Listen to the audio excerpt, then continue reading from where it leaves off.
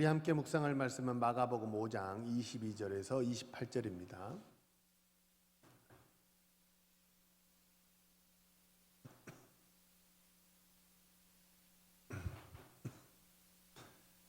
마가복음 5장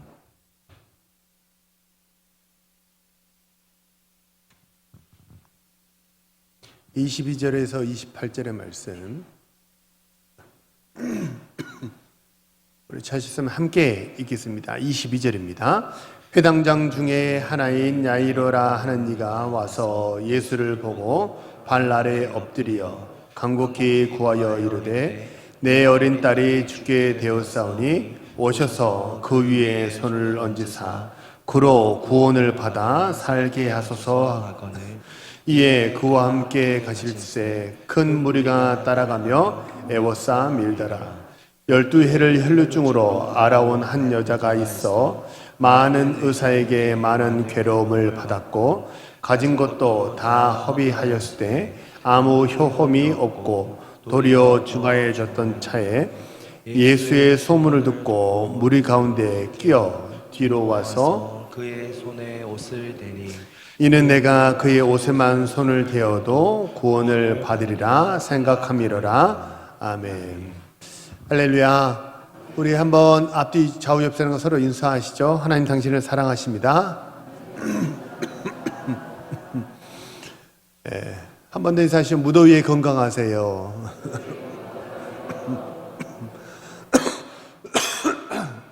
이 무더위에 숙면하시고 건강하시는 우리 성도님들 되시기를 축복합니다. 한 번 더 고백하시죠. 나는 복받은 사람입니다. 나는 복받은 사람입니다. 감사합니다. 오늘은 몰래 앉는 뒷자리에도 은혜를 주십니다 라는 제목으로 말씀을 전하겠습니다. 요새 조금 다시 유행한다고 하기는 하는데 코로나가 이제 우리들 사회에서 이제 거의 다 엔데믹이 되었죠. 종식이 되었죠. 하지만 이제 코로나로 다들 걸려 보셨잖아요. 이렇게 코로나 걸리셨을 때 뭐가 제일 힘드셨어요? 물론 코로나에 걸리니까 이제 인후통도 너무 힘들고 근육통도 힘들었죠. 막 누가 막 몽둥이로 막 몸을 때리는 것 같은 그런 통증이 있지 않았습니까? 감옥 같은 독방에 갇힌 것 같은 그런 격리 생활도 해야 했습니다. 마치 이렇게 가족들과 떨어져서 지내는 게 막 독방 생활하는 것 같지 않으셨어요? 물론 이렇게 말씀드린다고 해서 제가 독방에 가봤다는 얘기는 아닙니다.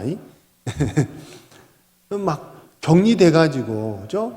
똑똑똑 하고 이렇게 보면 쟁반에 이렇게 음식이 놔져 있고 또 밥 먹고 또 바깥에 내놓고 똑똑똑 하면 이렇게 쟁반 가지고 가고 그러다가 격리가 다 끝났어요. 처음에는 2주 격리였나요? 그렇죠? 격리가 다 끝나고 이제 집 밖에 나오면 어땠습니까? 야, 사람 만나는 게 참 좋다. 자유라는 게 참 좋다. 그런 느낌이 들지 않으셨어요? 그죠? 오늘 본문에 나오는 혈루병 여인도 마찬가지입니다.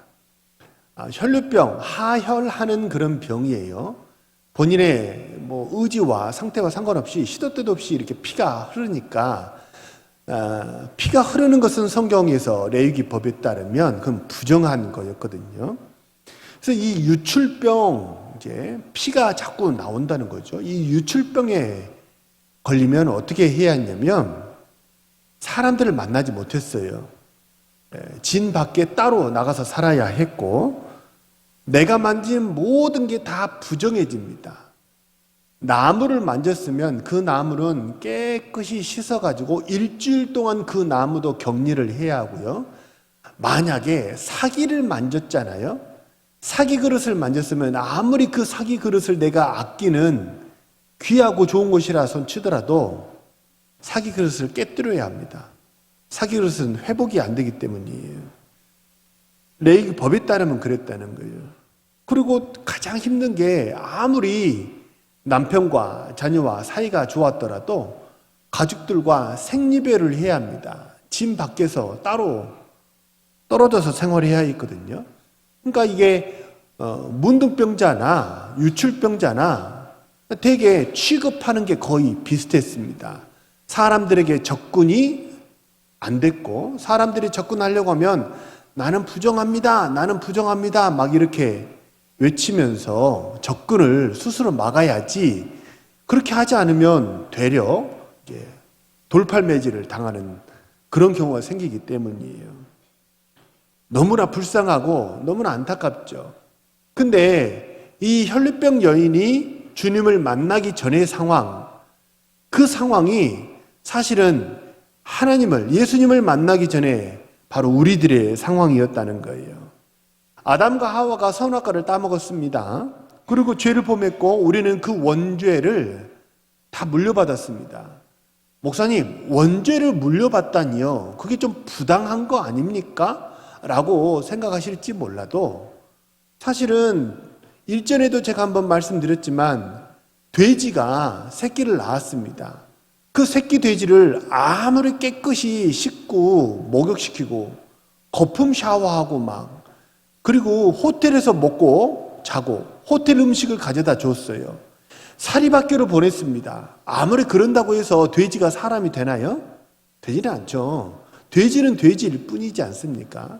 그래서 아무리 우리가 원죄를 부정하고 그건 내가 짓지 않은 죄인데요 라고 말하더라도 그 원죄의 영향 속에 우리가 있다는 것은 부정할 수가 없어요. 그래서 우리는 생각하는 게 부정하고 행동하는 게 부정하고 다 더러운, 우리의 의의는 다 더러운 옷과 같이 후패하고 더러운 그런 우리는 죄인이라는 거예요. 그 죄는 어떻습니까? 결국 하나님과 우리 사이를 쫙 이렇게 쪼개서 갈라지게 했습니다. 그래서 우리는 하나님을 만나고 싶어도 만날 수 없는 그런 생리배를 해야 하는 그런 처지에 놓여 있었던 거예요. 오늘 본문의 유출병, 혈류병 여인과 같은 상황입니다. 27절에 보면요, 혈류병 여인은 떳떳하게 주님을 정면에서 만나지 못했어요. 주님이 오신다는 소문을 들었는데 정면에서 주님을 만나지 못했고, 27절에 보면 무리 가운데 끼어들었어요. 일종의 군중 심리죠. 사람들 속에 숨어 있으면 내가 누군지를 모른다는 거 아닙니까? 그래서 무리 가운데 끼어가지고 뒤로 와서 손을 대서 주님을 만났던 거예요. 그렇게 될 수밖에 없었습니다. 왜냐하면 사람들이 기피하는 대상이고 혐오하는 그런 대상이었기 때문입니다. 하지만 사람들이 다 싫어했고 기피했고 혐오했던 그 여인을 주님은 어떻게 했습니까? 받아주셨다는 거예요. 너무 감사하죠. 다 싫어. 나 너 싫어. 생각해 보세요. 내가 손을 대는 것이 다 부정해진다는 거. 내가 그렇게 사랑하는 가족의 얼굴을 만질 수가 없어요. 영화에 보면 막 그런 거 있지 않습니까? 막 바이러스에 감염이 돼가지고 이제는 당신을 만날 수가 없어. 가족을 내 스스로 떠나야 하는 거예요. 네? 그래가지고 이렇게 007 영화의 마지막, 최근에 아주 마지막에 상영했던 007 영화가 그렇게 끝나잖아요. 이게 독이 있는 그런 바이러스가 몸속에 들어와서 자신이 사랑하는 딸, 아내 갈 수가 없어요.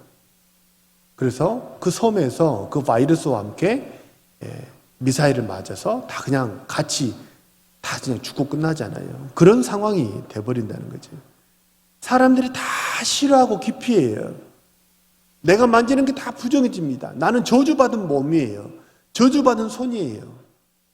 그런데 주님이 나를 받아줬다는 거예요. 주님이 나를 받아줄 뿐만 아니라 기적이 일어난 거예요. 주님이 나를 깨끗하게 해주셨어요. 너무 기쁘죠. 그래서 다시 가족에게로 돌아갈 수 있고 사랑하는 내 아들, 딸의 뺨을 만지고 그리고 목을 어긋맡겨서 서로 안을 수도 있고 같이 밥을 먹을 수 있고 사람을 만날 수 있게 되었다는 거예요. 이게 얼마나 감사한 일입니까? 이 하나님의 은혜를 잊지 않고 늘 감사하고 찬양하는 우리 신실한 주의 백성 모두 되시기를 주님의 이름으로 축복합니다.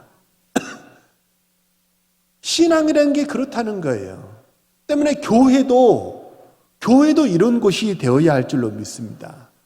교회는요, 어떤 곳이냐면 늦게 예수 믿은 사람들, 세상이 지쳐가지고 예배 시간에 늦은 사람들, 그 사람들을 위해서 기꺼이 뒷자리를 내어주는 것이 하나님의 교회인 줄로 믿으시길 바랍니다. 그래서 먼저 오신 분들은요, 가능하면 앞에 앉으셔야 돼요.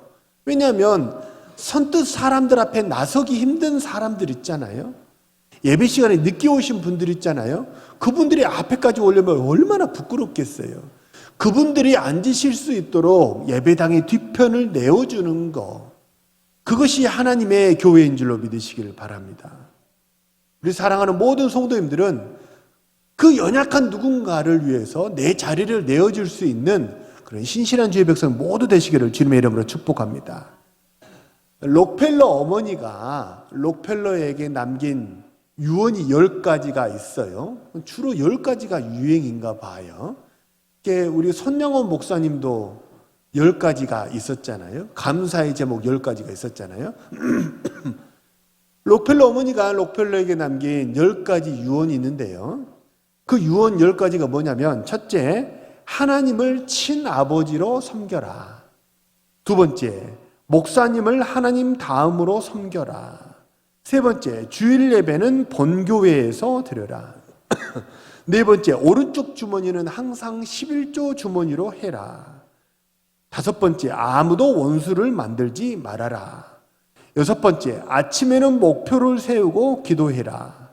일곱 번째, 잠자리에 들기 전에 하루를 반성하고 기도해라. 여덟 번째, 아침에는 꼭 하나님 말씀을 읽어라. 아홉 번째, 남을 도울 수 있으면 힘껏 도와라. 열 번째, 예배 시간에는 항상 앞에 앉아라. 이게 록펠러 어머니가 록펠러에게 남긴 10가지 유언입니다. 록펠러가 이거 어머니 유언을 잘 기억하고 지켜가지고 정말 엄청난 그런 사람이 되었다는 것 아닙니까? 그 중에서 10번째 유언이 뭐였냐면 예배당 앞자리에 앉아라입니다. 저는 예배당 앞자리가 주는 은혜와 축복이 있다고 믿습니다. 왜냐하면 앞자리에 한번 앉아보세요. 맨 앞자리에 앉으면요, 다른 여타 신경 쓸 게 없습니다. 앞자리에 앉으면요, 하나님만 보이고 말씀만 들리는 거예요. 그래서 앞자리가 주는 은혜가 저는 크다고 믿습니다. 그래서 앞자리는 어떤 자리예요? 대개 왜 옛날에 우리 부모님 세대에 부흥회 할 때 부흥 강사님이 앞자리는 무슨 자리? 금자리. 뒷자리는 뭔 자리? 말하지 않겠습니다. 그런 자리라고 이렇게 얘기하신 게, 실제로 뒤에 앉아보세요. 사람들 움직이는 거, 막 이렇게 머리를 긁으려고 막 이렇게 해도 그게 내 시선에 들어오니까 자꾸 시선이 분산돼 가지고 예배에 몰입이 안 돼요. 집중이 안 된다는 거예요. 왜 기도할 때 눈 감고 기도하십니까? 왜 기도할 때 은혜 받으면 눈 감고 이렇게 찬양하십니까? 눈 감고 찬양하라, 눈 감고 기도하라. 성경에 그런 말씀 있어요, 없어요? 없어요. 근데 왜 기도할 때 눈 감고 기도하시고, 왜 은혜 받으면 나도 모르게 눈이 감아지고 손이 들립니까? 몰입한다는 거거든요. 그게 하나님만 보인다는 뜻이거든요. 그래서 고개가 좌우로 돌아가고 눈동자가 좌우로 돌아가는 게 결코 예배 시간에는 복이 아니라는 거예요. 근데 뒷자리에 앉으면 이 시야에, 이 시선에 걸리는 게 많으니까 나도 모르게 아무리 의지를 다져도 눈동자가 돌아간다는 거예요. 사람들이 보인다는 거예요. 그래서 뭐예요? 은혜를 스스로 깎아먹는 거예요. 근데 앞자리는 그럴 일이 없어요. 앞자리는 그럴 일이 없어요. 앞자리에 좋은 점 또 하나 알려드릴까요? 저라도 목사 외에는 안 보여요. 좋은 게 목사님 외에는 내가 좋은다는 것을 아무도 몰라요. 그래서 11계명이 뭔지 아세요? 들키지 말진이라거든요. 그래서 앞자리에 앉으면 저라도 눈을 살짝 감아도 저만 보이지 성도님들은 아무도 안 보이잖아요. 저는 앞자리가 주는 은혜가 크다고 믿습니다. 그런데 혈류병 걸린 여인처럼 도저히 예배당 앞자리로 나올 수 없는 분들이 있다는 거예요. 삶이 지쳐서 도저히 제 시간에 나오지 못하신 분들이 있다는 거예요. 하나님이 싫어서가 아니고 내가 게을러서가 아니고 열심히 한 주간을 살았지만 지치고 지쳐서 어쩔 수 없이 예배당에 못 나오고 어쩔 수 없이 예배당에 지각하시는 분들이 꼭 있다는 거예요. 그런 분들이라면, 그런 분이 뒷자리에 몰래 와서 앉았다면 하나님은 그 뒷자리에 앉은 그 성도를, 그 마음을 외면하지 않으시고 하나님은 품어 안으시고 우리에게도 똑같이, 그분에게도 똑같이 하나님이 한 데나리온의 은혜를 주시는 줄로 믿으시기를 바랍니다. 그게 우리 하나님이라는 거예요. 레위기 19장 9절에 보면요, 땅에서 곡식을 거둘 때 다 거두지 말고 모퉁이는 남겨두고 떨어진 이삭도 남겨두라, 이렇게 성경은 말씀합니다. 추수할 때 다 싹싹 긁어서 갖고 가버리지 말라는 거예요. 구석에 있는 볕단은 추수하지 말라는 거예요. 그리고 추수하다가 이 볕단이 떨어졌으면 그것까지만 싹싹 긁어서 갖고 오지 말고 내버려 두라는 거예요. 누구를 위한 겁니까? 고아와 과부와 그리고 나머지 한 사람이 누구예요? 정처 없이 떠돌아다니는 나그네를 위한 거예요. 고아와 과부와 나그네, 이 세 사람은 성경에서 가장 약한 사람으로 분류되는 사람들입니다. 그 약한 사람에게도 뭐라는 거예요? 하나님의 베푸시는 은혜가 있다는 거예요. 우리도 마찬가지입니다. 저는 가능하면 예배당 앞자리에 앉으시기를 권합니다. 예배당 앞자리에 결단하고 한번 앉아보세요. 결단하고 예배당 앞에, 나는 앞에서 예배할 거야. 가능하면 앞에 앉으시기를, 결단하고 앞으로 나오시기를 저는 권면합니다. 뒷자리는 어떤 자리냐면 뭔가가 예배를 위해서 서브하고 뭔가 예배 환경에 좀 누군가가 이렇게 도움이 손길이 필요할 때 그분들이, 그 사역하시는 분들이 앉는 게 뒷자리예요. 근데 아무것도 사역을 안 하시는 분들은 뒤에 계실 이유가 없어요. 왜 자꾸 뒷자리로 가시는 거예요? 그래서 뒷자리는 누구 자리예요? 우리 교회는 새가족 팀들 자리예요. 새가족 팀들. 다시 말하면 누군가가 교회에 낯선 분이 왔을 때 그분들을 서브하고 돕고 섬기는 분들이 뒤에서 앉아 계시는 자리가 뒷자리예요. 나머지 성도님들은 뒤에 앉으실 이유가 없어요. 성주 집사님도 가능하면 거기 안 앉아야 돼요. 그 자리는 금지석이에요, 사실은. 이머전시 자리예요. 누구를 위해서? 누구를 위해서? 정말 예배당이 늦어가지고 맨 뒷자리에도 앉을 수 없는 그 창피와 그 부끄러움이 있는 분들을 위해서 그 뒷자리를 남겨놔야 된다는 거예요. 그분에게 그 부스러기 은혜라도 바라고 소망하고 늦었지만 그래도 내가 10분이라도 예배하겠다. 그래도 내가 5분이라도 예배하겠다.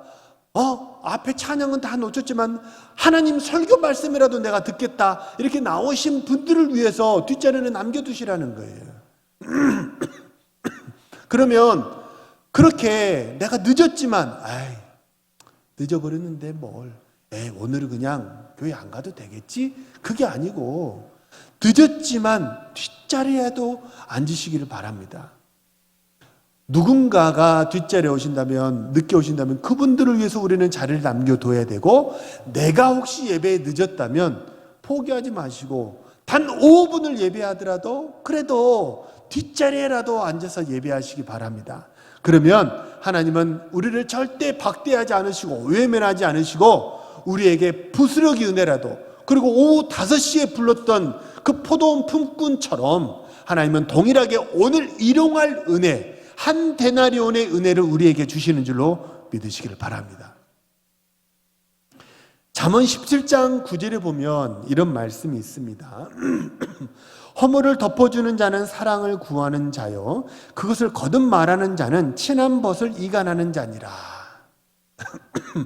허물을 자꾸 말하는 사람은 뭐 하는 사람이라고요? 이간질하는 사람이라는 거예요. 사탄의 이름이 뭐 여럿이지만 사탄의 이름 중에 디아볼로스라는 이름이 있습니다. 게임을 말하는 게 아니에요. 디아볼로스라는 이름이 사탄의 이름인데, 사탄, 헬라어 이름으로 사탄이 사탄도 있고 디아볼로스도 있습니다. 디아볼로스라는 이름의 뜻은 뭐냐면 쪼개는 사람, 갈라지게 하는 사람, 이간질하는 사람이라는 뜻이 디아볼로스라는 말의 이름이에요. 그러니까 허물을 자꾸 말하는 게 지금 뭐 하는 거예요? 사탄의 쫄병 노릇을 내가 자처하는 게 되는 거예요. 왜요? 허물을 자꾸 드러내면 뭐 하기 때문에? 사이가 벌어지기 때문에 그렇다는 거예요. 그래서 허물을 덮어주는 게 십자가의 은혜고 하나님의 모습인 줄로 믿으시기를 바랍니다. 어떤 경우에라도 덮어버려야 돼요. 내가 희생하는 한이 있더라도, 나에게 손해가 있더라도 덮어버려야 돼요. 덮는 게 실력이에요. 들추는 거는 찌르고 자르고 쪼개고, 들추는 건요 누구라도 다 합니다. 실력 없어도 다 한다는 거예요. 수치가 있더라도. 그래서 어쩔 수 없이 뒤에서 옷자락을 만질 수밖에, 옷자락이 이 조그만 옷자락을 이렇게 만질 수밖에 없는 그런 사람이 와서 내 옷자락을 만질지라도 그 옷 팍 쳐가지고 내버리지 마시고 기꺼이 옷자락 하나, 옷자락을 내주시는 우리 신실한 주의 백성 모두 되시기를 간절히 소망하고 축복합니다. 저는 우리 동원교회가 그런 교회가 되면 좋겠어요. 아멘? 아멘입니까? 우리 크게 한번 아멘 하시죠. 아멘? 그리스도인의 힘의 근원이 뭐라고 생각하세요? 우리는 어디서 발전기가 돌아가서 어디서 힘을 얻죠? 어디선가는 에너지를 공급받아야 되거든요. 우리의 힘은 무한하지 않습니다. 우리는 어디선가 계속 에너지를, 힘을 공급받아야 되는데 우리의 힘의 근원은 어디서 나오는지 아세요? 그 덮어주는 은혜에서, 그 받아주는 은혜에서. 다들 외면하고 내쳤지만 그럼에도 불구하고 나를 받아주시는 그 하나님의 은혜에서 우리 그리스도인의 힘이 나오는 줄로 믿으시기를 바랍니다. 왜 겨울에 부르는 루돌프 사슴코 노래 아시죠? 아신다 그러세요. 아시죠? 시작. 루돌프 사슴코는 매우 반짝이는 코, 만일 내가 봤다면. 자, 이 루돌프 사슴코가 있는데 사실 이 사슴은 코가 불꽃 반짝이면 돼요, 안 돼요? 왜 안 돼요? 먹잇감이 되기 때문입니다. 사슴은 피식자이기 때문에 가능하면 이 피부색도 자연하고 동화되게 내 모습이 드러나면 안 되는 거예요. 그래서 사자도 황색 사자만 있는 게 아니고 백사자가 있거든요. 근데 백사자는 굉장히 드물고 희귀하고 생존 확률이 낮다고 그래요. 왜 그런 줄 아세요? 백사자는 너무 눈에 잘 띄어가지고 피식자들이 도망가 버리니까 사냥할 수가 없는 거예요. 표범도 가끔 우리 이제 마블에서 나왔던 블랙 팬서가 있지 않습니까? 와칸다 포에버, 그렇죠? 흑표범은 생존 확률이 굉장히 낮다고 그래요. 왜냐하면 나무에 올라가서 주로 이 녀석이 생활하고 기습으로 덮치는 것이 이 녀석의 기술인데, 흑표범은 이 흑표범은 너무나 눈에 잘 띈다는 거예요. 이거 사냥을 할 수가 없어요. 루돌프 사슴코는 정반대의 경우입니다. 나는 잡아먹히지 않으려면 자연과 동화돼야 돼요. 그런데 어떻다는 거예요? 내가 붉고 반짝이니까 포식자의 눈에 금방 띈다는 거예요. 그래서 이 루돌프 사슴코가 붉고 반짝였다는 것을 한마디로 말하면 얘는 뭐라는 거예요? 돌연변이입니다. 돌연변이. 결코 좋지 않은 거예요. 그런데 이 루돌프 사슴코를 누가 받아줬어요? 노래를 부르시기만 하지 이해는 못하신 건가요? 누가 받아줬어요? 산타 할아버지가 받아줬잖아요. 어떤 그 프로그램에 보니까 과학자가 이 산타 할아버지가 선물을 배달하는 것을 과학적으로 계산해 놓은 게 있거든요. 자, 배달 시간은요, 밤 10시부터 새벽 6시까지 8시간이에요. 근데 산타 할아버지가 지구의 자전 방향을 따라서 이렇게 회전하면서 이렇게 선물을 돌리면 대략 32시간 정도 이렇게 배달을 할 수 있다고 해요. 그 중에서 어떤 아이만 선물을 받습니까? 예? 예. 울면 못 받는 거예요. 그죠? 울면 못 받아요. 울면 안 돼, 울면 안 돼. 울면 산타 할아버지가 선물을 줘요, 안 줘요? 안 줘요. 그러니까 우는 아이는 선물을 못 받아요. 그리고 하나님 믿는 아이만 받아요. 기독교인 아이만 받아요. 그리고 우는 아이는 빼요. 이렇게 딱 계산을 하니까 몇 명이 나오냐면 9,180만 가구래요. 세계적으로. 그리고 9,180만 가구의 아이들을 대략적으로 산술적으로 계산해 보면 3억 7,300만 명에게 선물을 배달해야 된다고 합니다. 32시간 내에 3억 7,800만 명의 아이에게 선물을 배달해야 된대요. 산타 할아버지가 선물을 줄 때 아이가 깨어서 있으면 선물을 받을 수 있어요, 없어요? 없죠. 꼭 잠을 자라고 하잖아요. 왜 그런 줄 아세요? 이쯤 되면 산타 할아버지가 굴뚝을 타고 와서 배달할 수가 없대요. 시간이 너무 모자라기 때문이에요. 거의 레이저로 선물을 쏴야 된대요, 이렇게. 그러니까 아이가 잠을 자지 않고 거실에 돌아다니면 레이저에 맞을 수 있기 때문에 그래서 꼭 잠을 자야 한다고 해요. 이 선물의 무게를 500g만 잡아도 얼마냐면 18만 5천 톤이에요.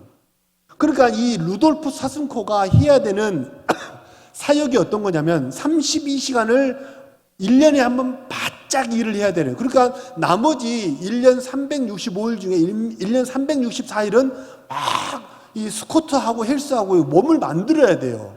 왜냐하면 18만 5천 톤의 썰매를 끌어야 되기 때문입니다. 그리고 날밤 작업을 해야 되는 거예요. 이 산타가 하는 일이 결코 쉬운 일이 아니라는 거예요. 이 무거운 사명에 실수하면 안 돼요. 아이가 실망하잖아요.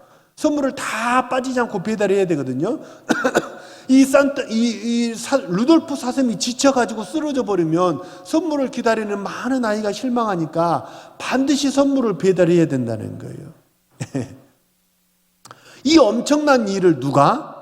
안개 낀 성탄절에, 해필이면 또 성탄절에 안개가 꼈어. 그러니까 이 루돌프 사슴코가 반짝이는 게 마치 뭐처럼 되는 거예요? 헤드라이트처럼 밝혀줘가지고 배달할 수 있게 되는 거예요. 딱이죠. 완전 딱이죠. 산타 할아버지가 썰매를 끌어줄래? 이렇게 부탁을 했더니 루돌프 사슴코가 그것을 받았어요? 안 받았어요? 받았다는 거예요.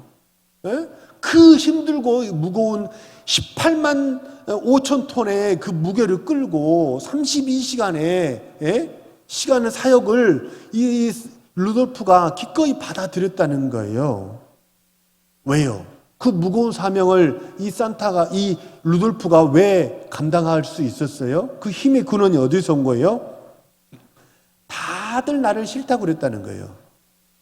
루돌프 사슴코가 붉고 반짝이니까 다들 나를 싫다고 그랬다는 거예요. 왜요? 눈에 잘 띄니까 얻어 걸려서 내가 덩달아서 잡아먹힐까 봐 다들 내가 싫다고 그랬다는 거예요. 근데 누가 나를 받아줬어요? 유일하게 산타만 나를 받아줬다는 거예요. 산타가 나를 받아줬기 때문에 그래서 그 나를 받아주고 인정해준 그 은혜가 감사해가지고 루돌프가 거기에서 힘이 나와가지고 이 사명을 감당했다는 거 아니에요. 그죠? 우스갯소리입니다. 과학자가 계산한 거는 맞는데 계산해 놓은 건 있어요. 근데 산타라는 게 실제로만 이렇게 근데 어쨌든 계산을 해보니까 그렇다는 거예요. 근데 이게 실제로 영적으로도 원리가 똑같습니다. 그리스도인의 힘이 어디서 나오냐면요. 다들 나를 싫어한대요. 나는 죄 지었다고 사탄은 틈만 나면 뭐 하는 거예요? 나를 고소고발합니다. 내가 싫다고 고소고발하는 나 같은 사람을 누가 나를 받아준 거예요? 하나님이 나를 받아줬다는 거예요. 그 나를 받아주신 그 하나님의 은혜가 어떻게 했다는 거예요? 나를 일어서게 하고 그리고 영적인 싸움에서 이기게 하고 헌신하게 하고 그리고 다시 하나님을 사랑하는 그런 예배당에 나오게 하는 그런 힘을 우리에게 부어주시는 줄로 믿으시기를 바랍니다.